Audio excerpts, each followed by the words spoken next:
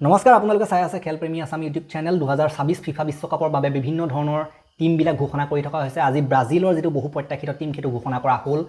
কোন আছে স্কোৱাডটোত আৰু কেনেকুৱা ধৰণৰ তেওঁলোকৰ চান্স আছে আমি আলোচনা কৰিম এই ভিডিঅ'টোৰ মাধ্যমেৰে। গতিকে প্ৰথমতে টিমটো আমি চাই লওঁ। গোলকিপাৰত আছে এলিছন, এডাৰছন আৰু ৱেভাৰটন।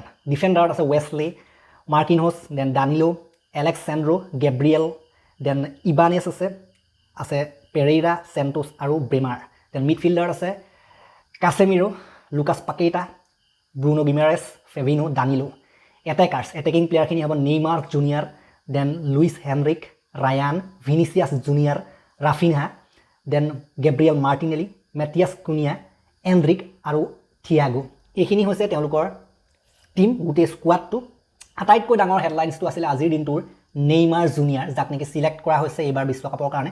নেইমাৰ চিলেক্ট হ'ব নহ'ব তাকে লৈ পেলাই বিভিন্ন প্ৰশ্ন উত্থাপন হৈ আছিলে, কিন্তু শেষত নেইমাৰ জুনিয়ৰক চিলেক্ট কৰা হ'ল। আৰু এইটোৱে আজি সমগ্ৰ ক্ৰীড়া জগতত আলোড়নৰ সৃষ্টি কৰিছে। নিউজত সম্পূৰ্ণ বিশ্বত এইটো ব্ৰেকিং নিউজ হৈ গৈছে গোটেই নেইমাৰ চিলেক্ট হোৱাটো। নেইমাৰৰ খেল আমি দেখিবলৈ পাম এবাৰ। আমি আশা কৰিছোঁ যে তেখেতৰ ইঞ্জুৰি নহওক, বহুত ইঞ্জুৰি প্ৰণ এজন প্লেয়াৰ হয়, যথেষ্ট ইঞ্জুৰি হৈ থাকে যেতিয়াই তেতিয়াই, যাৰ কাৰণে বহুতবাৰ সাধাৰণতে দুৰ্ভাগ্যজনকভাৱে বিশ্বকাপৰ পৰাও তেখেতে মাজভাগতে বিদায় মাগিবলগীয়া হৈছিল। আগতে আমি দেখিবলৈ পাইছিলোঁ তেনেকুৱা ধৰণৰ। আৰু এইবাৰ হয়তো নেইমাৰৰ লাষ্ট চান্স, ইয়াতকৈ আৰু চান্স নাথাকিব। গতিকে এইবাৰ লাষ্ট চান্স, গতিকে চাবলগীয়া হ'ব লাষ্ট বাৰৰ বাবে।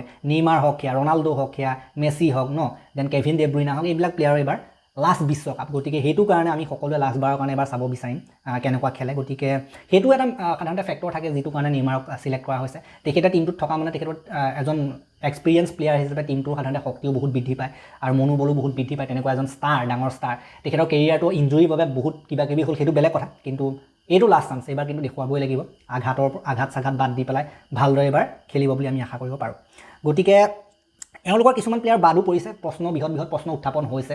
উদাহৰণস্বৰূপে আমি যদি ক'বলৈ যাওঁ জোৱাও পেড্ৰ চেণ্টাৰ ফৰৱাৰ্ড ষ্ট্ৰাইকাৰ, এজন ভাল ষ্ট্ৰাইকাৰ, তেখেতক চিলেক্ট নকৰাৰ কাৰণে প্ৰশ্ন উত্থাপন কৰিছে বহুতে। ৰবাৰ্টো কাৰ্লোছ, তেওঁলোকৰ পূৰ্ব এজন লেজেণ্ডেৰী ফুটবলাৰ, তেখেতেও সাধাৰণতে প্ৰশ্ন উত্থাপন কৰিছে যে কিয় জোৱাও পেড্ৰক চিলেক্ট কৰা নহ'লে। একেদৰে বাদ পৰিছে থিয়াগো চিলভা।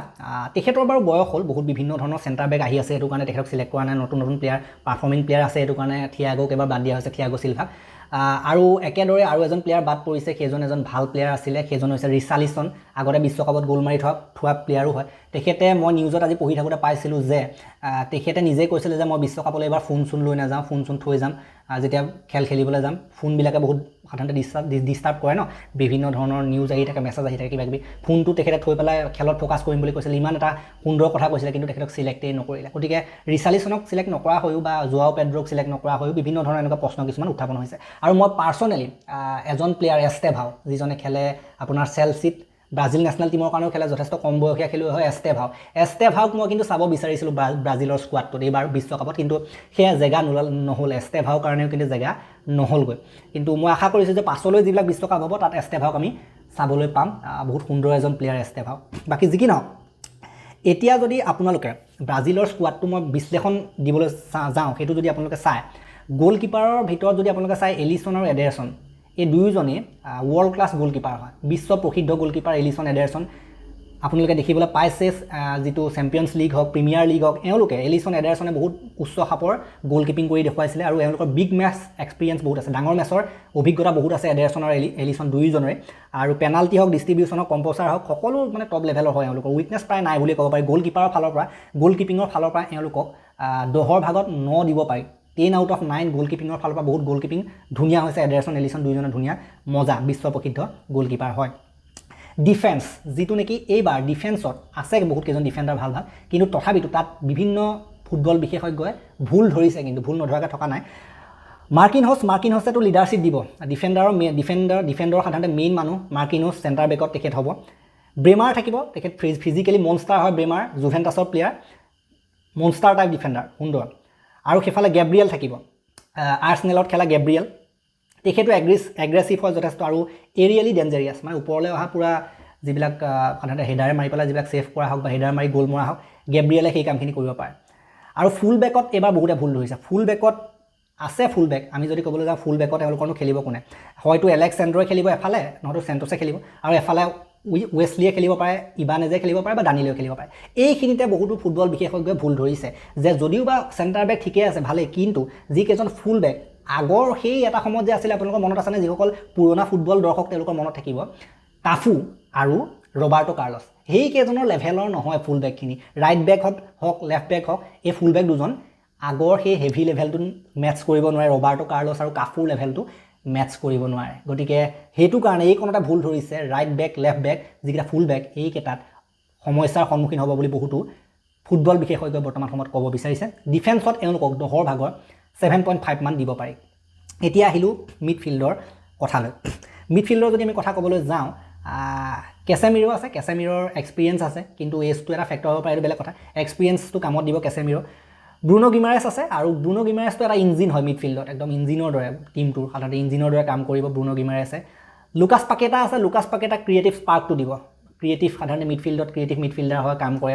খেল বনাই দিব পাৰে লুকাছ পাকেটাই সেইখিনি কাম কৰিব লাগিব ফেভিনো থাকিব ফেভিনহোৱে বাৰু সেই ডিফেন্সিভ কণ্ট্ৰলটো দিব পাৰিব ডিফেন্সিভ মিডফিল্ডাৰত যথেষ্ট মনষ্টাৰ টাইপৰ ডিফেণ্ডিং মাজত তেখেতে সেই কামটো চম্ভালে গতিকে ঠিকে আছে মিডফিল্ডত কিন্তু মিডফিল্ডত পিয়'ৰ নম্বৰ 10 মেজিচিয়ান নাই পিয়'ৰ নম্বৰ 10 মেজিচিয়ান মেজিকৰ দৰে যি কাম কৰে সেই তেনেকুৱা প্লেয়াৰ নাই মানে আৰু ফাষ্ট টেম্পো মেটছত মিডফিল্ড কেতিয়াবা সাধাৰণতে অভাৰ ৰান হ'ব পাৰে তেনেকুৱা এটা কথা থাকিব পাৰে আৰু মিডফিল্ড সাধাৰণতে ঠিকে আছে ৱৰ্কেবল হয় কিন্তু বহুত হেভি লেভেলৰ টিমৰ এগেইনষ্টত ফ্ৰেন্স হওক স্পেইন হওক এনেকুৱা ধৰণৰ টিমৰ লগত কিন্তু সমস্যা হ'ব পাৰে এতিয়া আহিলোঁ এটেক এওঁলোকৰ টিমৰ আটাইতকৈ ডাঙৰ শক্তি আটাইতকৈ ডাঙৰ সম্পত্তিটো ব্ৰাজিল ফুটবল টিমৰ বৰ্তমান সময়ত হৈছে এটেকটো তেওঁলোকৰ এটেকত কোন কোন আছে ভিনিচিয়াছ জুনিয়ৰ লেফ্ট উইংত তেখেতে খেলিব লাগে ভিনিচিয়াছ জুনিয়ৰটো আনষ্টপেবল ড্ৰিবলাৰ ইমান ড্ৰিবলিং কৰিব পাৰে তেখেতক ৰখাবলৈ টান ন ৰখাবলৈ কঠিন ভিনিচিয়াছক ভিনিচিয়াছ জুনিয়ৰ গতিকে ভিনিচিয়াছ জুনিয়ৰক ৰখাবলৈ টান আছে যিটো স্পীড তেখেতে দিব যিটো ড্ৰিবল যিটো দিব ভিনিচিয়াছ জুনিয়ৰে মোৰ মতে এবাৰ ডিফাৰেঞ্চ ক্ৰিয়েট কৰিব লাগে আৰু ভিনিচিয়াছ যদি নিজৰ আচল খেল দেখুৱাবলৈ হয় ভাল খেলিব ব্ৰাজিলে কিন্তু গ'ল মাৰিব ভিনিচিয়াছে নিজেও গ'ল মাৰিব লগতে এছিষ্টো কৰিব দেন আহিলে ৰাফিনিয়া বুলি কথা ক'বলৈ গ'লে ৰাফিনিয়াটো প্ৰেছিং আৰু ফিনিচিং ধুনীয়া দিব পাৰে ৰাফিনিয়া সেইটো কাম কৰিব ৰাফিনিয়াই আমি দেখিছোঁ যে বাৰ্চিলোনাৰ ফালেও বহুত সুন্দৰ প্ৰদৰ্শন কৰি আছিলে ফৰ্ম ভাল আছে প্ৰাইম ফৰ্মত থকা আমি দেখিবলৈ পাইছিলোঁ বাৰ্চিলোনাৰ ফালে গতিকে মোৰ মতে ৰাফিনিয়াই নিজৰ কাম কৰিব পাৰিব এইবাৰ মাৰ্টিনেলি আছে মাৰ্টিনেলিটো পেচ মনষ্টাৰ হয় বহুত পেচত কাম কৰিব দেন এণ্ড্ৰিক থাকিব এণ্ড্ৰিকটো সেই ইমান হয়তো এণ্ড্ৰিকে খেলিবলৈ নাপাব যিহেতুকে অভিজ্ঞতা সম্পন্ন প্লেয়াৰ আছে কিন্তু চাওঁ কোচে কি ভাবে মেনেজাৰে কি ভাবে তেওঁলোকৰ এণ্ড্ৰিকৰ কথা ক'বলৈ গ'লে ফিউচাৰ ছুপাৰষ্টাৰ এণ্ড্ৰিক ভৱিষ্যতৰ ডাঙৰ তাৰকা এণ্ড্ৰিক গতিকে মোৰ মতে এণ্ড্ৰিকক যদি সেই ধৰক ছাবষ্টিটিউট হিচাপে খেলালেও গ'ল মাৰিব পাৰিব লাগে এণ্ড্ৰিকে মই কিন্তু এণ্ড্ৰিকক ভাল পাওঁ এণ্ড্ৰিকৰ খেল মই চাবলৈ আশা কৰোঁ এণ্ড্ৰিকটো এটা সময়ত বহুত বেঞ্চত থাকিলে ৰিয়েল মেড্ৰিডৰ তাৰপাছত এতিয়াতো বেলেগ টিমত গৈ পেলাই খেলিছেগৈ লীগ 1ত ফ্ৰান্সৰ গতিকে তাত গ'ল মাৰি আছিলে ফৰ্মটোতো ঠিকে আছে এণ্ড্ৰিকৰ দেন আহিলে মেথিয়াছ কুনিয়াটো চেণ্টাৰ ফৰৱাৰ্ডত হয়তো তেওঁতো মিডফিল্ডতো খেলিব পাৰে এটেকিং মিডফিল্ডত কিন্তু মোৰ মতে তেখেতে চেণ্টাৰ ফৰৱাৰ্ডতে খেলিব Mathias Kunia main versatile forward তেখেত যিহেতুকে হয় সেইটো কাৰণে মোৰ মতে মেথিয়াছ কুনিয়াই চেণ্টাৰ ফৰৱাৰ্ডত খেলিব আৰু মোৰ মতে গ'ল মাৰিব পাৰিব লাগে কুনিয়াই গ'ল মাৰিব গ'ল মৰা প্লেয়াৰে হয় গ'ল মৰাৰ কাৰণে জনাই যায় দেন আহিলে নেইমাৰ জুনিয়ৰ বহুতো বিশেষজ্ঞই কৈছে যে নেইমাৰ জুনিয়ৰক হয়তো বেঞ্চত ৰাখিব হয়তো ছাবষ্টিটিউট হিচাপে খেলিব পাৰিব যিহেতুকে ফৰ্ম হিচাপৰ পৰা চাবলৈ গ'লে ফৰ্মৰ ফালৰ পৰা চাবলৈ গ'লে বাকীবিলাক যিবিলাক ষ্ট্ৰাইকাৰ বৰ্তমান সময়ত টিমত আছে বাকীবিলাক যিবিলাক উইংগাৰ বা এটেকাৰ যিবিলাক টিমত আছে সেইবিলাকতকৈ অলপ কম সাধাৰণতে নেইমাৰক ৰেট কৰিছে বহুতে যিহেতুকে মানে আঘাতৰো কথা থাকে ফিটনেছৰো কথা থাকে আৰু এটা কথা থাকে যে ফৰ্ম বাকীবিলাকৰ ভাল হৈ আছে যিটো আটাইতকৈ ডাঙৰ কথা সেইটো কাৰণে বহুতে কৈছে যে নেইমাৰ হয়তো ছাবষ্টিটিউট হিচাপে মাজে মাজে আহিব বা ইমান খেল খেলিবলৈ নাপায় তেনেকৈ কৈছে কিন্তু চাওঁ আমি এটলিষ্ট কি হয় নেইমাৰৰ যিটো ফৰ্ম সেইটো ধৰিবলৈ হ'লে আকৌ বেলেগ এটাই কথা হয় এক্সপিৰিয়েঞ্চ অলপ আছে নেকি বাকী নেইমাৰে হয়তো লেফ্ট উইংত খেলিব নহয়তো এটেকিং মিডফিল্ডাৰ হিচাপে খেলিব পাৰে এটেকিং মিডফিল্ডাৰ হিচাপে ছাবষ্টিটিউটৰো খেলিব পাৰে বা এটেকিং ফিল্ডাৰ হিচাপে এটা হাফতো খেলিব পাৰে চাবলগীয়া হ'ব মোৰ মতে এটেকিং মিডফিল্ডাৰত বেছি খেলা আমি দেখিবলৈ পাম নেইমাৰক এটেকটো এওঁলোকৰ মেইন সম্পত্তি মই কৈছোঁৱে বহুত ভাল প্লেয়াৰ আছে এটেকত ভাল গ'ল স্ক'ৰাৰ আছে গতিকে আসল শক্তিটো এটেকেই সেইটো কাৰণে মই এটেকত এওঁলোকক 10ৰ ভাগৰ 9.5 মান দিব পাৰিম এটেকটো চলি গ'লে এওঁলোকে কিন্তু খেল জিকিব এটেকটোৱে মেইন হ'ব বাকী ডিফেন্সটোত প্ৰব্লেম আছে মিডফিল্ডত অলপ কিবা কম আছে কিন্তু এটেকটো এওঁলোকৰ মেইন হ'ব এওঁলোকৰ পৰাই আমি গ'ল চাব বিচাৰিম এটেকিং প্লেয়াৰখিনিৰ পৰাই এতিয়া আহিলোঁ আৰু এটা কথা যদি নেইমাৰটো এটা ফেক্টৰ হয় এটা প্লেয়াৰ নহয় এটা ফেক্টৰ অভিজ্ঞতা বহুত আছে এইটোতো হয় যদি ব্ৰাজিলে জিকিবলৈ লাগে আগলৈ যাবলৈ লাগে ছেমিফাইনেল ফাইনেল পাব লাগে তেতিয়া নেইমাৰৰ ফিট থকাটো বহুত প্ৰয়োজন নেইমাৰৰ ফৰ্ম থকাটো প্ৰয়োজন নেইমাৰ ফিট থকাটো প্ৰয়োজন আৰু এইবাৰ যিহেতুকে তেওঁ লাষ্ট ৱৰ্ল্ড কাপ হিচাপে নামিব সেইটো কাৰণে মোৰ মতে তেখেতে নিজৰ বেষ্ট দিবলৈ চাব আমি আশা কৰিছোঁ আঘাত নোহোৱাটো আশা কৰিছোঁ তেখেতটো থাকিলে আমাৰ টেম্পোটো কণ্ট্ৰল হৈ থাকে খেলৰ প্ৰেছাৰ হেণ্ডলিংটো ধুনীয়াকৈ হয় দেন ক্লাটছ মুভমেণ্ট ক্ৰিয়েট হৈ থাকে সেইটো কাৰণে ভাল লাগে নেইমাৰে খেলিলে এইবোৰ মানে ব্ৰাজিলত আন কোনো প্লেয়াৰে নেইমাৰৰ লেভেলত কৰিব নোৱাৰে নেইমাৰে যদি সেইখিনি আচল কামখিনি কৰিবলৈ লয় দেন আহিলোঁ আমি কোচৰ ইম্পেক্ট, তেওঁলোকৰ ইম্পেক্ট যিজন কোচ সেইজনৰ ইম্পেক্টটো থাকিব এনচেলটি, বিশ্ববিখ্যাত এজন কোচ, ৰিয়েল মেড্ৰিডতো আছিলে। তেওঁৰ কথা ক'বলৈ গ'লে তেওঁ ব্ৰাজিলক এটা টেকটিকেল ডিচিপ্লিন দিব পাৰে, ব্ৰাজিলক ইম'চনেলি কোলাপছ হোৱাৰ পৰা সাধাৰণতে বিগ মেচৰ ৰক্ষা কৰিব পাৰে, আৰু লগতে কাম ছেটআপ তেখেত সাধাৰণতে এটা থাকিলে গোটেই পৰিৱেশটো কাম হৈ থাকে টিমৰ, আৰু লগতে বেটাৰ গেম মেনেজমেণ্ট হয় মেনেজাৰ হিচাপে। তেওঁ স্মাৰ্টাৰ ছাবষ্টিটিউটখিনি তেওঁ স্মাৰ্ট হয়, যথেষ্ট নেক টু নেক ছাবষ্টিটিউট তেখেতে সাধাৰণতে দিয়ে। গতিকে টেকটিকেলি বহুত ভাল কোচ হয়, ভাল মেনেজাৰ হয় এনচেলটি। গতিকে আশা কৰিছোঁ তেখেতে ক্লিক কৰিব। তেখেতে যদি ক্লিক কৰে, তেখেতৰ যদি কম্বিনেশ্যন ক্লিক কৰে, তেখেতৰ যদি টেকটিক্স ক্লিক কৰে, নিশ্চিতভাৱে ব্ৰাজিল বহুত ওপৰলৈ যাব। এতিয়া আচল শক্তি তেওঁলোকৰতো সেয়া হৈছে ৱৰ্ল্ড ক্লাছ এটেক, লগতে বিগ মেচ এক্সপিৰিয়েঞ্চ বহুত প্লেয়াৰ আছে, লগতে গ'লকিপাৰকেইটা বহুত উচ্চ খাপৰ হয়, লগতে ফাষ্ট কাউণ্টাৰ এটেকত বহুত ভাল খেলে ব্ৰাজিলে, লগতে ইণ্ডিভিজুৱেল ব্ৰিলিয়েঞ্চটো আছে। ব্ৰাজিলিয়ান ফুটবলৰ যদি ক'বলৈ যাওঁ আমি অকলে এজন প্লেয়াৰে ইণ্ডিভিজুৱেলি খেল ইফাল সিফাল কৰাৰ ক্ষমতা ৰাখে, সেইটোতো ব্ৰাজিলৰ সাধাৰণতে এটা বৈশিষ্ট্য হয় ব্ৰাজিলিয়ান ফুটবল বুলি ক'লে। গতিকে এইটো আমি দেখিবলৈ পাম বুলি আশা কৰিলোঁ। উইকনেছ বুলি ক'লে মিডফিল্ডত সাধাৰণতে অকণমান ক্ৰিয়েটিভিটি কিছুমান প্লেয়াৰ আছে যদিও ইনকনচিষ্টেণ্ট, সদায় আপোনালোক সেইটো কাম কৰি দিব নোৱাৰে। ডিফেন্সিভ ফুলবেককেইটা অলপ উইকনেছ বুলি মই ক'লেও অলপ কাফু আৰু সেই কাৰ্লছৰ লেভেলৰ নহয় আগৰ। নেইমাৰ ফিটনেছৰ অকণমান কথা থাকিব, ফিটনেছটো কি হয় কি নহয় নেইমাৰৰ ওপৰত ডিপেণ্ডেণ্ট অলপ হ'ব। যদি তেখেতৰ ফৰ্মটো থাকে এইটো ভাল হ'ব তেওঁলোকৰ কাৰণে। আৰু ইউৰোপীয়ান টেকটিকেল পেচৰ বিপক্ষে ষ্ট্ৰাগলৰ সম্ভাৱনা এটা আছে। ইউৰোপীয়ান যিবিলাক টীম ধৰক ফ্ৰান্স হওক দেন ইংলেণ্ড হওক, এনেকুৱা ধৰণৰ টীমবিলাকে যেনেকুৱা ধৰণৰ প্ৰেছ কৰে সেইবিলাকত অলপ সাৱধানে থাকিব লাগিব, অলপ খেলি মেলি আছে। বাকী মেইন ৰাইভেল এওঁলোকৰতো মেইন প্ৰতিদ্বন্দ্বী ফ্ৰেন্স হ'ব, স্পেইন হ'ব, আৰ্জেণ্টিনা হ'ব, জাৰ্মানী, পৰ্তুগাল, এইবিলাকৰ পৰা সাধাৰণতে তেওঁলোকে মেইন ফাইটটো পাব। গতিকে যদি নেইমাৰ ফিট থাকে, যদি ভিনিচিয়াছৰ পিক ফৰ্ম আহি যায়, যদি এনচেলটিৰ টেকটিক্স ক্লিক কৰে, তেন্তে ব্ৰাজিলে ছেমিফাইনেল ফাইনেল পাবগৈও পাৰে। গতিকে মিডফিল্ডাৰ কণ্ট্ৰল ইছ্যু ছল্ভ যদি হৈ যায় তেতিয়া কিন্তু মজা হ'ব, বহুত হেভি টীমৰ লগত ভাল খেলিব। কিন্তু মিডফিল্ডটো যদি কণ্ট্ৰল নহয় তেতিয়া ইউৰোপীয়ান টীমবিলাকে কিন্তু ফালিব, সেইটো একদম খাটাং কথা।